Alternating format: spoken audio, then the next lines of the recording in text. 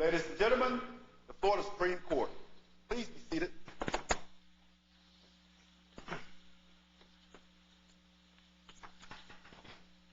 Our last case for today is Saleeby versus Rocky Elson Construction.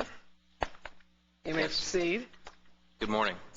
May it please the Court, my name is Brett Powell. I represent Mr. Saleeby, the petitioner in the case. With me is Mr. Moss, Mr. Rubinoff, who tried the case below.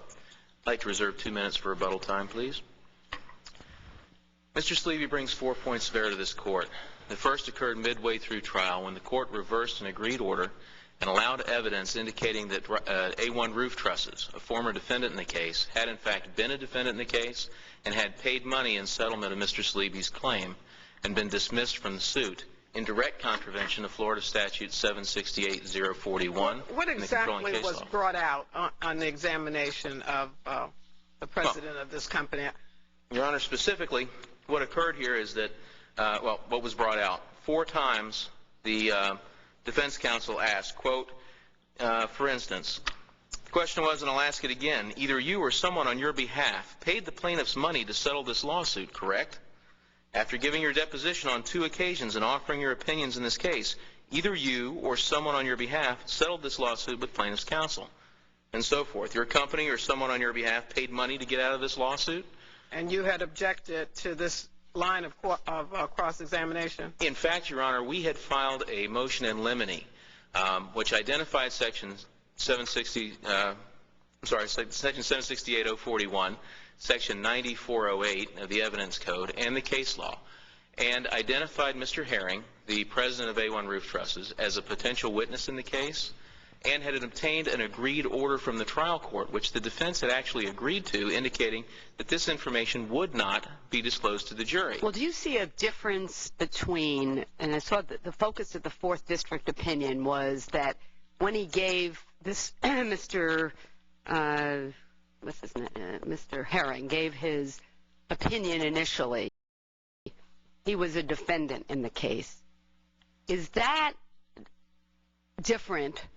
And are you objecting to that? That is, that he had previously been a defendant when he gave his opinion versus that he paid money to settle, that he agreed to assist in the lawsuit? In other words, is there a distinction between whether there was something permissible, or is it all or nothing in your view? Well,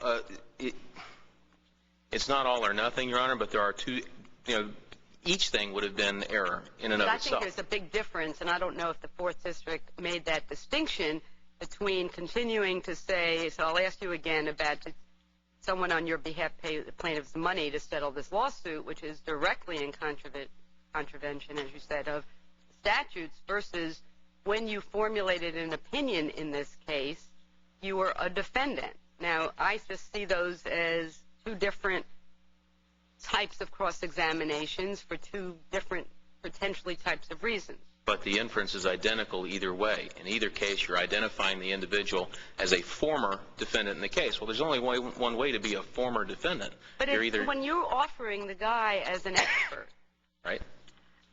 Shouldn't the jury know something about, when he gave that opinion, about his relationship, that he's just not offering this opinion? And I think that was what the judge was, out of the goodness of his heart, because he really legitimately thought that the defendant was responsible. I mean, there's some, from a common sense point of view, it does seem to be the kind of thing that for the jury to hear something about, that he is just not, when he gave that opinion, just giving it because he, like another, he's not paid as an expert, but he was a defendant. Well, what the jury knows, however, is he was an expert witness for the plaintiff. But he gave his opinion when he was being sued by the plaintiff. But the jury doesn't need to know that. All they need to know is that he's there. But isn't that highly relevant to showing bias on his part? Your Honor, if his status as a defendant at the time he's giving the testimony obviously gives him a motivation to give testimony that absolves his company of responsibility. Yes, that's true, Your Honor. Well, doesn't that seem like the jury ought to be able to know that the the testimony is coming from someone who gave it in a deposition at a time when he had such a motivation? Or if you're asking me if in the absence of a statute explicitly stating that this information may not be disclosed to the jury, then I would still say no, that that's Okay, not. let's put the statute aside. Okay. If we didn't have the statute, you'd admit that that's highly relevant to show bias. If we didn't have the statute, I would admit that under Section 90.408, which allows for the possibility, as the Fourth DCA said, of presenting evidence other than to demonstrate that the liability lies with the witness, I would still argue to you that it's inappropriate in this case because, as all the case law has stated, once you make that determination, once you put in front of the jury that the witness is a former defendant, you cannot make that reference without creating the inference in the jury's mind that that's where the liability lay. Well, you have 90.408 says there should be no evidence of an offer to compromise. So when you say the statute, you're really referring to 768.041. 041. Yes, Your Honor. That the defendant was dismissed shall not be made known. Shall not be made known to the jury. There's no room for interpretation on that statute. The statute is clear on its face, and the statute unequivocally requires that this information not be disclosed. You'd say that's a legislative determination because that's a legislative. That's absolutely. Your argument is that there is no discretion involved. That it is an absolute uncompromising mandate. Absolutely. The statute is clear on its face. What was the Fourth District's view of your argument in that regard? I'm sorry, sir. What was the Fourth District's view of your argument? The Fourth District did not even address the Section 768.041. They didn't even address the argument. What they did is improperly apply this Court's Dostorian opinion. Well, let's take a look at that. I'm somewhat troubled by applying that authority under these circumstances. I mean, clearly, you can't deceive a jury into thinking that a party is a party when they're not a party. I mean, that's really the evil that's corrected there. Exactly. My concern here is I think you're right if it's a witness, a fact witness in the case. I'm troubled by the expert witness. I mean, the plaintiff made the decision here to use this person as an expert, not as a fact witness in the case. And does this statute still apply when a plaintiff goes out and hires or obtains or tries to use a witness as an expert witness? That, to me, is a different category than just a fact witness. Well, there are 2 points on that, Your Honor. First of all, the reason for calling Mr. Herring in this case is that as an expert, he was unparalleled. He had 20 years' experience in the business. He had been involved with the National Trust Association. He taught on these issues. He had been instrumental in it. That doesn't go to the issue that we're talking about. He could be the greatest expert in the world. Yeah. But you have the choice of which expert you select. Right. You do, certainly. And so the question is, why call him as an expert? Well, that's the reason. Well, then call him as an expert, then expect to not let anyone know about his background or connection to reality. That's what the problem becomes. Well, he was identified previously as A1 Roof Trusses as a company that built these trusses at issue. Right, but it seems to me that that's the very problem. And what this court was talking about in the Mary Carter Agreements case is that we are not going to permit these cases to be tried in a fiction. That the jury has a right to know the reality of who is on first in these cases. And so when you make the decision to use this person as an expert, then it seems to me it would be totally against that philosophy if then you can hide behind the statute and say we're not going to tell the jury the real facts of this guy. Your Honor, due respect. The question, and I think the question you're both getting at, is why call this expert and what happens when you do? Well, the answer does it impact? I mean, that's the issue. The question I would ask is why not call this expert? The reason would be that you're concerned that the jury would be informed that he was a former defendant in the case. The statute absolutely controls in this issue, and the agreed order in the trial, and I think this is very important. The agreed order entered by the trial court, agreed by the defense, said that this information would not come out knowing full well that Mr. Herring was going to be a witness in the case. Well, that's a different. So you're saying that the plaintiff was blindsided? Absolutely, the plaintiff was blindsided. Now we're getting into something. I know you have a lot of issues you want to bring up here, but we're here because of the question of whether there is a conflict with the 3rd District on a hard and fast rule. And what Justice Lewis has asked you is that once, now you may say, no, we got blindsided into it, but if you make an affirmative decision to call somebody as a witness, and that witness, as Justice Kennedy said, had already offered his opinion at a time he was a defendant, doesn't that then take it outside of the statutory prohibition? Your Honor, there were plenty of reasonable grounds upon which Mr. Herring could have been cross-examined. There were, it could have brought out the fact that he, in fact, was employed by A1 Roof Trusses. That was known to the jury ahead of time. He could have brought out the fact that he had been an expert, or that he had been involved in the truss construction industry for 20 years. But that's These are fertile grounds. That's not bias, or this is the thing, is you don't seem to want to distinguish between you were a defendant, which could have meant that he was they just resolved it because there was no liability, and these repeated statements that money was paid. And you've said to me, no, they're both a problem. I'm giving you at least this, a distinction between saying you were a defendant, weren't you, versus, and your company paid money to get out of this case, which is clearly, to me, goes way beyond what would be proper. But you seem to go, no, you can't even ask whether he was a defendant when he made these statements. No, Your Honor, with due respect, I don't say that. The 3rd DCA says that. In the case of City of Coral Gables versus Jordan, the question was asked, all the claims have been settled by the City of Coral Gables without any reference to money. The 3rd DCA said, quote, it is a practical impossibility to eradicate from the jury's minds the consideration that where there has been a payment, there must have been liability. Well, that's not what I've said. I think there's with all due respect to the 3rd District, to me saying you had been a defendant in this case. Now, why they got out, maybe there was a summary judgment against them. That's different than saying there's been a settlement. And I didn't hear from what you said of the 3rd District's opinion that they were talking about someone having been a defendant. As I said, you could have said, we don't know why he was a defendant. Why he's no longer a defendant. Maybe the judge granted summary judgment in his favor. Maybe they were dismissed without paying a cent.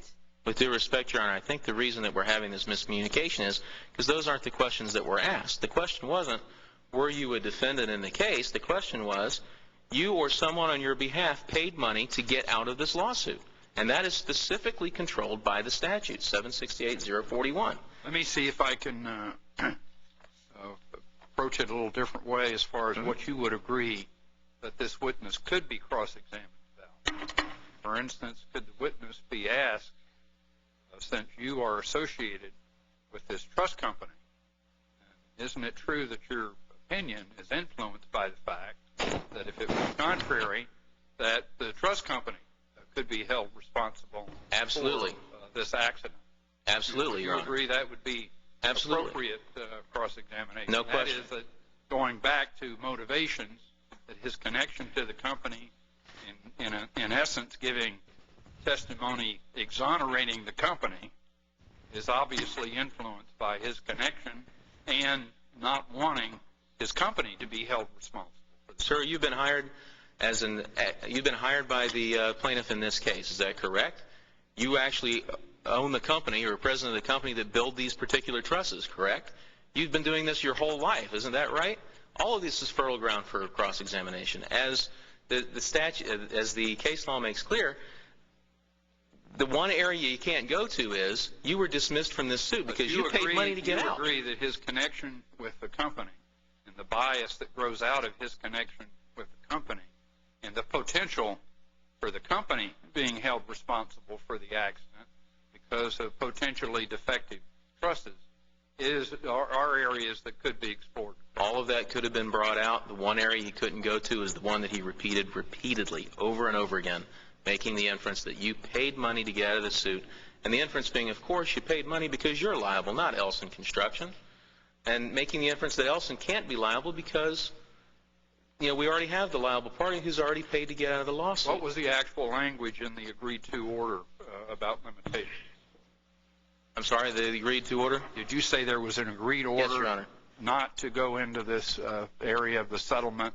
That is on page 16 of the supplement that was submitted to the 4th DCA, and it's also included in our supplement to this court.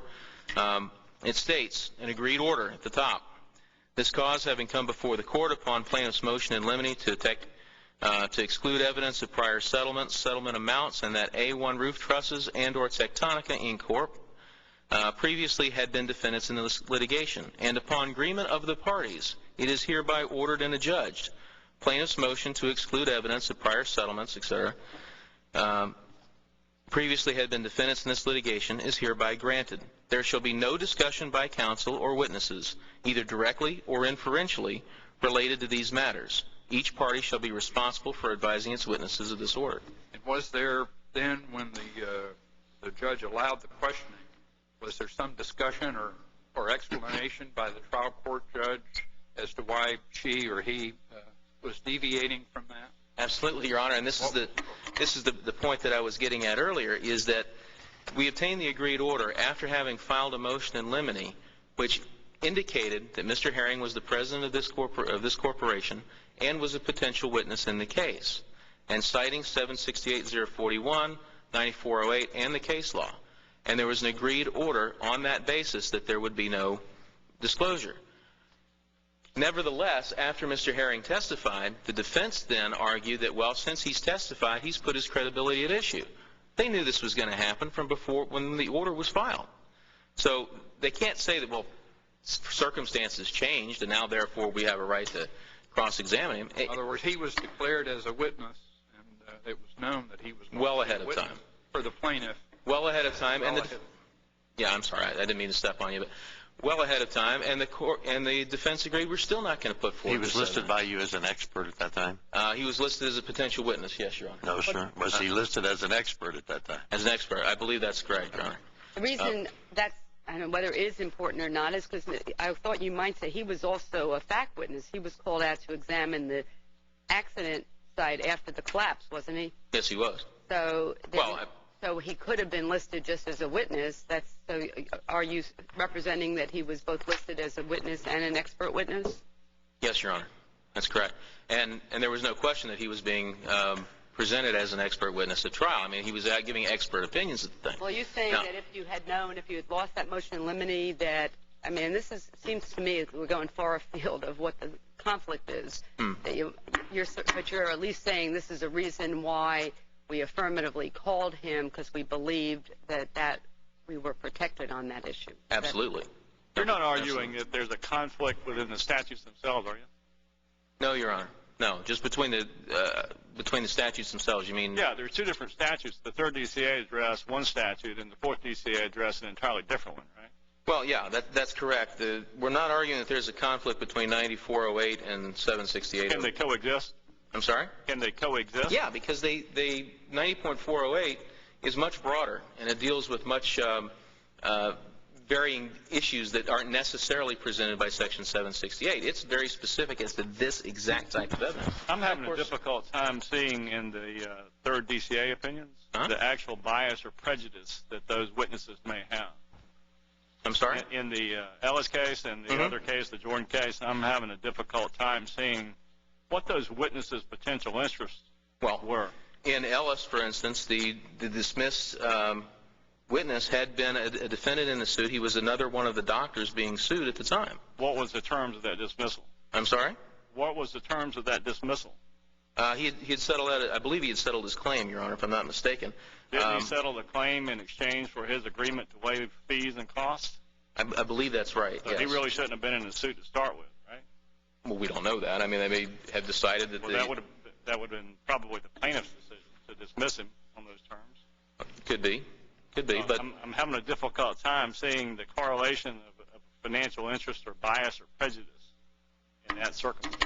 Well, with due respect, Your Honor, I don't think the analysis is proper as to what the what the individual's bias may have been who was testifying, but the impact it has on the jury is what's relevant. The question when you ask a witness on the stand, you settled money to get out of this case. You were dismissed from this case by paying money to the plaintiff. You're telling the jury, this is the guy that's liable for this man's injuries, not my client. What does all that have to do with the ultimate dispositive issue here, which is whether there was a substantial certainty of injury? I'm sorry, Your Honor? Well, isn't the ultimate dispositive issue here whether there was a substantial certainty of injury, and that's one of your other points? Well, that's one of the other points. But that's what it all comes down to, right? Not necessarily, Your Honor. We will argue, if we need to argue, that there is that the trial court erred in directing a verdict. Well, if you get past that, when it gets to the jury, that's the ultimate question they've got to determine. I'm having trouble seeing how all this really has a great bearing on that determination. You've tainted the jury pool. You've tainted the jury from the very beginning. This would not be subject to harmless error analysis in any circumstance. Absolutely not. Just a taint, automatic. You have tainted the jury by telling them that there is another party who's already admitted that they're the ones who are actually at fault in this particular case and not the defendant that's on trial. So whether you're looking at the negligence standard, which is the appropriate standard that should have been used because the trial court should not have directed a verdict given the evidence on this case, or you're looking at a substantial certainty standard. Because once the inference is made to the jury doesn't see even negligence anymore. The question isn't even as to negligence has been tainted. So the higher standard is to substantially certain, and there is plenty of evidence in the record that they were substantially certain to cause this injury by their reckless indifference. Mr. Powell, you have gone well beyond your time, and you also used your rebuttal time. If you would just make a statement to sum up. I apologize, Your Honor. The petitioner, Albert Saleeby, respectfully requests that this court overrule the 4th DCA's opinion in this case and reverse this case, remand it for a full trial on all issues. Thank you. Ms. Ashby. May it please the court. My name is Kimberly Ashby, and I represent the respondent, Rocky Elson Construction, Inc. Ms. Ashby, do you agree that this statute, and people have been litigating these kinds of cases, tort cases, for years and years, know that you can't put in evidence of a settlement into evidence? Do you agree with that? This is that principle of law of the statute. The legislature has told us that that doesn't come in. If there aren't other reasons to put it in, What does the statute say that if there aren't other reasons to put it in? If it is relevant to issues in the case, such as what if you have the statute says that? If you have a case that's actually an enforcement of a settlement agreement, it would be relevant in that case. So I'm talking about a tort case. You and I understand what we're talking about. Yes, in a tort case, yes, sir. Does the statute give any exceptions? The statute, within the language and text of the statute, it does not. Okay. So my concern is, and I'm confident that the law has been, and I've done these cases for 30 years, that if it's just a regular witness, this can't come in. So my concern is, does the expert status change this? And if so, why so, and what's your authority for it? We relied, at the 4th DCA, we relied upon Desdorian because Desdorian took from the context of those cases and overlay the principle that was expressed by this court in Ward versus Ochoa, which is trials are search for the truth. Well, I mean, that's not really the principle in my view, respectfully. I think what it was saying is you can't fool the jury and pretend that somebody's a party when they're not. And that's what the Desdorian case does. So if Desdorian does not apply, that fraud on the jury kind of thing that we protect against, and I think it's totally correct, is there another case or another reason that an expert ought to be treated differently? Because people are going to be witnesses. Whoever's been involved in a case, I mean, it's absurd to think that they're not going to be witnesses because they have some knowledge about it. They've been sued because of it. So is there some other authority or reason that an expert ought to be treated differently than other witnesses, fact witnesses? There is no other Florida case as authority, but there are certainly other reasons. And what are those? The reasons that, as have been expressed by members of the panel today, when you have the different distinction between calling someone as a fact witness, we would totally agree that if fact witnesses couldn't settle without settlement coming in, then the plaintiff has a real Hobson's choice on who you're going to call. But when the plaintiff... Okay, so in this case, you do agree that if this person were not an expert, the statute would preclude that evidence? Absolutely. Okay. All right, keep going, please. Yes, sir. When the plaintiff elected to call Mr. Herring as an expert witness, expert witnesses by their very nature are giving opinion testimony. Opinion testimony by its very nature is subjective.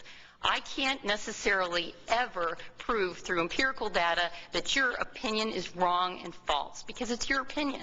And so the only thing I can do is to challenge your opinion through various ways of showing bias. Well, give us the dynamics of what happened here. Your opponent has argued that there was an agreed-upon order that the fact of the settlement would not come into evidence.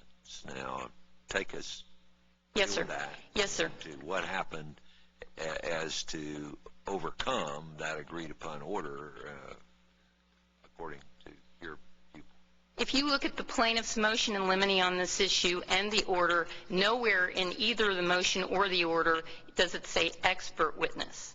It talks about witnesses. And this is an order, an in limine order that you can walk through and say... Hadn't this witness, though, already testified by deposition and given expert opinion testimony and deposition when that agreed-upon order was entered? I don't know that that's accurate, Your Honor, because... Pardon? I don't think that's accurate in terms of... Okay, well, tell me what is accurate. I'm asking you the Yes, sir. question because there's been reference to the witness giving a deposition. Did the deposition occur before Yes, sir. Absolutely. The motion in limine? Yes, sir. And did he testify during the deposition as an expert or render his opinions? To the extent he was asked and answered the question, what do you think caused the accident, then yes, I would agree with you that he's expressing opinions about what he thought caused the accident. So he did that in the witnesses. deposition? Yes, sir. Before there was this agreed-upon order. Is Yes, that correct? Sir. Yes, sir. And do you know how long before or what the sequence was exactly? I really don't. But it was before. Absolutely. Yeah. Right. So did he give different testimony at trial than he gave in his deposition? Somewhat, but not probably to the point that I think you're trying to make. I have a question. You've said that if you were a fact witness, this would be different, but with an expert witness, you got to go to other types of cross-examination. Well, first of all, respectfully, I don't agree with that. There's a lot of things you can cross-examine an expert about, especially the basis of his or her opinion. In this situation, Mr. Herring was called out to examine the accident after the collapse. And in terms of, yes, he was giving expert testimony, but in a way, wasn't he also a fact witness because he was, it's not just like saying I'm going to find every trust expert in the United States or this country or the world, but when you've got something unique, which is a witness who has come out right afterwards, and everyone knew at that time that's what he was testifying to. So I'm having trouble understanding how the fact that, quote, he's an expert witness then all of a sudden gives us a basis to ignore the language of 768.0413, which is that the fact the defendant has been dismissed shall not be made to the jury. I'm just help me again with how those two things go together. It just feels like we're making this up as we're going along rather than trying to stick to the statute and to the law. Well, if I may, this goes exactly to the reason why it's so critical to be able to tell a jury that this is a former defendant in this case, because Mr. Herring is being asked questions at trial that go beyond what he would have been able to testify as a fact witness. He comes in after the fact. He says when you have a trust failure and the pieces and parts are laying on the ground, you don't know what caused it. So he has to move into the realm of expert witness. Here's what I believe caused it based on my background and my experience in the trust manufacturing industry.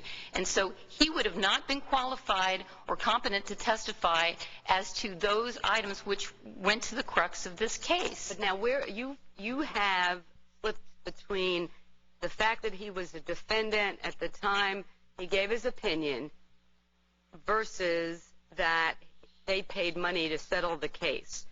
Do you see that itself as a distinction? And isn't it the fact that in the cross-examination there was repeated questions about you or someone on your behalf settle, pay the plaintiff's money in order to get out of the lawsuit?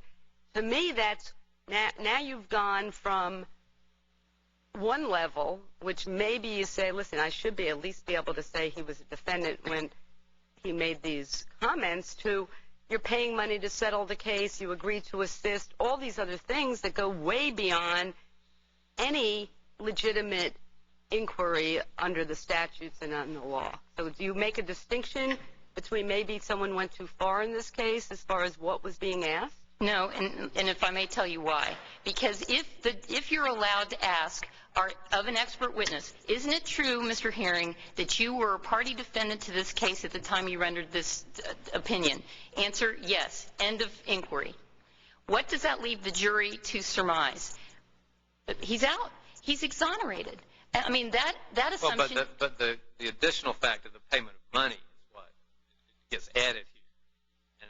And if he could explain what that's got to do with anything to show bias. I mean, we could maybe accept the point about the first step of this, his status as a party defendant and in the circumstance that he's out. But the payment of money, that just, what's that got to do with anything?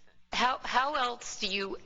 He's got the same bias whether or not he paid any money. And in fact, at the time he's testifying at trial, the fact that he's settled out means he's got really no interest in what's going on here anymore because he's off the hook entirely.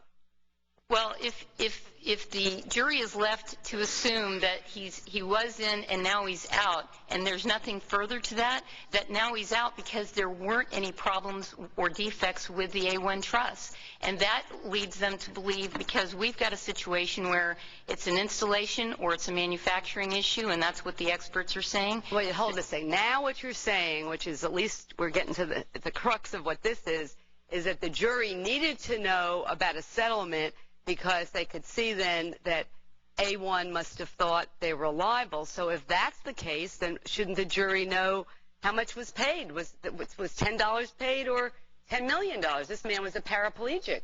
So if we're really going to get down to what the jury needed to know to decide whether someone else was liable based on the payment of a settlement, which isn't allowed to come in under, Florida law, then it would seem to me that we'd all want to know how much was paid, because if he paid, a small amount, then they must have thought they were very liable, and if they paid a lot of money, they must have thought he was really liable, whereas all of us who have been lawyers know that people when you have a paraplegic, and they're the manufacturer, pay money because the chance on the upside could be, $50 million, and so if you pay $500 or $1 million, whatever might have been paid, it's a compromise. The jury can't know it. So would you say that the amount of the settlement should have come in? No, Your Honor. So isn't the implication, though, you paid money, and the jury's thinking, well, how much money was they paid? Shouldn't we find that out? The challenge, the inquiry is of an expert witness and the potential bias for that witness's opinion. But what about what Justice Kennedy said? At the time he testified, he had no more interest because they were out. But when he was opining, he was facing the liability of the lawsuit itself. But that was before the settlement. Right. Well, it's like you can maybe freeze it in time at the time of the deposition and show that he had a bias at that point. But then you want to add on to that bias some evidence of bias. I still don't see how the fact that he paid a settlement shows any bias. You want to add that in, so just kind of have it all kind of stacked up there. And what I have trouble understanding is why the payment of the settlement shows bias on the part of the testifying witness. Because if you leave it with just, I was once a defendant, now I'm not, or I was once a defendant, now I've been dismissed, we don't know.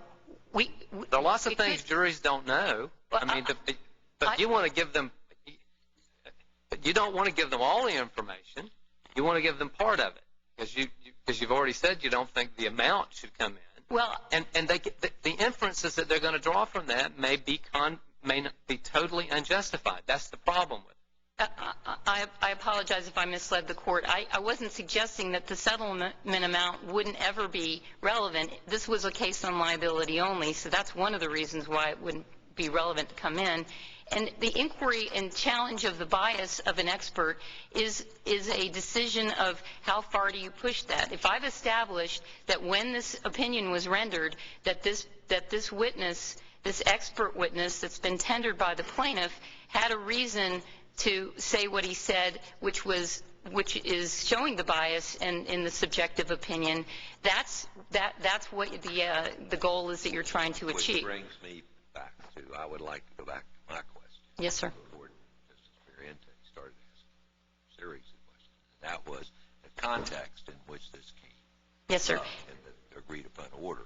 Yes, sir. And I would refer the court to the transcript at starting at page 924. When Mr. Herring was called as a witness, if you look at the motion in limine and the order, it refers to the witnesses. It doesn't refer to expert witnesses. It certainly does reference. But that reference doesn't exclude expert witnesses. Correct. It just says witnesses. Correct. And this person was, in fact, a witness. Correct. But at the time, trial counsel indicates during trial and shows how surprised they were that they were then trying to elicit expert testimony from Mr. Herring. They'd already called Mr. Grundle as an expert. And so was there an objection made to him being an expert witness? Yes. And then what did the trial judge, obviously the trial judge overruled that objection? Yes, and that's at page 925, the objection was raised as to, wait a minute, you're about to cross the plane, you're crossing the plane into asking questions of Mr. Herring as a fact witness, and trial counsel said, it's my understanding in the prior rulings that Mr. Herring is being offered as a factual witness and that he can give opinions as to what he saw when he was there, how that can be conveyed to the jury. But they had started down a path to ask, well, as a result of what you saw, what would you have surmised, what would be your opinion as to the causes of the accident? And that's when the objection came. And at that time, the trial counsel for the plaintiff said, well, notwithstanding the fact that we've called Mr. Grundle, we want to call Mr. Herring as well on these issues. The judge overruled the objection. So the direct proceeded of Mr. Herring down a full course of opinions on what he had to say about why the trusses failed, and based on his vast experience in the truss manufacturing industry. Is there any evidence of... So then on cross-examination, what happened next? On cross-examination, they had also had a discussion, well, now that he's been examined as an expert and tendered as an expert witness, before they brought that, this would just pop out, before they brought the jury, and he says, I think I'm entitled to ask to inquire as to the settlement, because there was the in limine order. And a discussion was had about, with memos to the trial judge, about why this should come in. And the trial judge said, Judge Fine said, I think that you might even have a constitutional issue because you're not going to be able to cross-examine and due process won't be accorded if you're calling an expert and exalting that person as an expert in the industry and allowing that witness to testify as to ultimate issues in the case, and hiding from the jury the fact that at the time that he rendered those opinions that A1, his company, was the defendant in the case facing liability in a situation where they could have called dozens or hundreds of other experts, and in fact in this case had already called another expert. There was nothing in any of the settlement documentation that I've seen, you correct me if I'm wrong, that required this person to testify and give any particular opinion, was there? There's no record evidence that there was a trade-off, no. So you don't have that at all involved? No, but we're going back to when the opinions came out during deposition. At the time, he's rendering his opinion. And going back to your question, Justice Anstead, people are asked their opinion in depositions all the time. Every single person, every worker on this job was asked, well, what do you think caused it? What do you think caused it? Because you're gathering facts. And so this isn't some acknowledgement that all of these people are later going to be called as expert witnesses. So I don't think this changes what the surprise was to the defendants when he was being tendered as an expert. Isn't the answer to that question, that is, that if they improperly tried to convert a witness from a fact witness to an opinion witness, that the judge should have excluded the testimony or the evidence? It had nothing to do with the later issue about the statute or the settlement. Isn't that the answer to that? If you read the transcript, in trials sometimes go chop, Are you claiming the judge was in error in allowing this witness to testify as an expert? Well, we're not there. If we were... Well, I thought you were there. Well, no. I thought you were saying that the judge improperly allowed this witness to testify as an expert because they had fooled you into thinking he was just going to be a fact witness. On top of the fact that it was duplicate to what their other experts said. So, yes, I'll agree with you that it wasn't a point on appeal because... What case is there out there, though, that says that, well, the statute doesn't apply if you call a witness as an expert? The only case that we relied upon in the fourth DCA was Desdurian because it was about the obfuscation of the truth. Desdurian was all about pulling a fraud on the jury. That is, that there was a deal made that kept the defendant in the case, even though there had been a settlement with the defendant. And now the defendant was agreeing to stay in the case and help the plaintiff all they could. That was the fraud that both we talked about. I'm familiar with Desdurian because I wrote the opinion at the fourth district and invited the Supreme Court to reject that kind of fraud. And this court agreed. We're not going to have that kind of deception for the jury. That's totally distinguishable from the situation we have here, is it not? Your Honor, is it not? It is not because I'm not going to suggest that there's a fraud. I thought you agreed with Justice Lewis also that we don't even have here some kind of surreptitious agreement that requires the defendant to participate in the case and help the plaintiff out. Didn't you say that we don't have the documents here, settlement documents? No, we don't. If, though, plaintiffs can list fact witnesses as their experts, and I'm not talking about auto accidents where you typically don't have two drivers that are experts, but in the construction field, in the healthcare field, where you've got people who are, by definition, experts in their fields. But that has to do, again, does it not, with the ruling of the trial court that apparently you objected to, of allowing this witness to go on and offer opinions. That's a totally different issue than the issue that we're facing today. It is. And we wouldn't be here on the issue because the gentleman wouldn't have testified as an expert and the evidence wouldn't have come in. I see that you have finished your time. If you'd like to just sum up for us. Yes, I would. Thank you.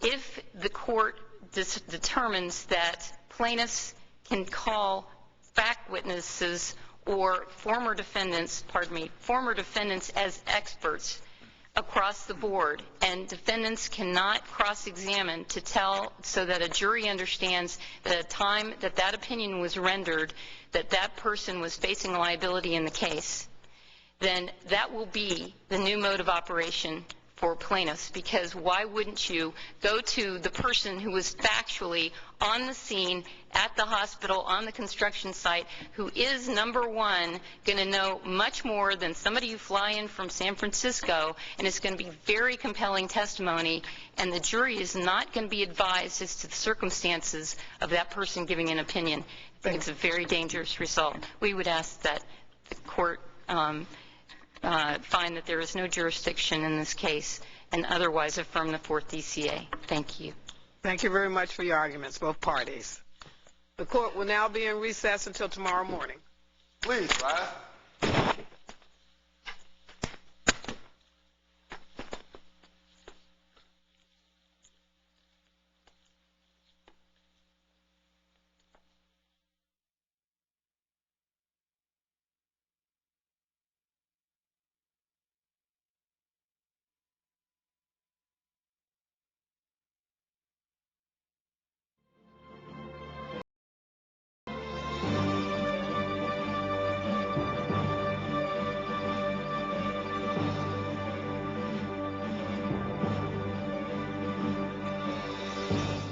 You're watching the Florida Channel, a public service of the Florida Legislature, WFSU-TV, and Florida State University.